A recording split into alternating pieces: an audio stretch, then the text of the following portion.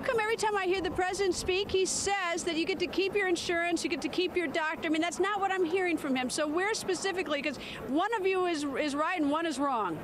Well, time will tell, but I'll tell you what the bill says is that unless your insurance exactly has included in it exactly what the bill says, what the government wants you to have, then you won't be able to keep your insurance. So the fact of the matter is that regardless of what you have, if it doesn't comport with what the government wants you to have, you won't be able to keep it. And they're so intent on having that happen that they're going to hire 16,000 new IRS agents, yes, IRS agents, to enforce this provision. All right, when you've walked down the halls of Congress the last 48 hours, have you heard anyone say, look, I've read this whole bill and there are good things in it or bad things, but basically said I've even read it and I know how it will actually be implemented?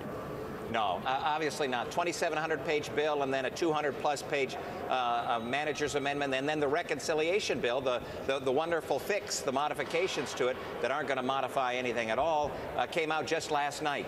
We just heard that the Senate Democrats are not even going to meet in a bipartisan way with the parliamentarian to determine whether or not they'll actually take up the reconciliation bill.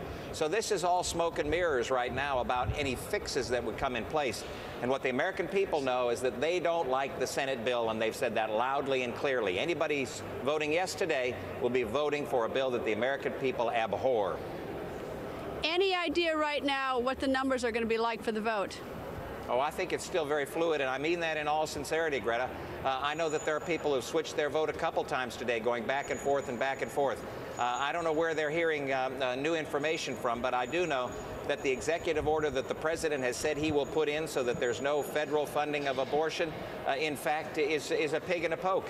If an executive order can be written today, then it can be rescinded tomorrow. And no executive order can override federal law. And the fact of the matter is the Senate bill provides for federal funding of abortion.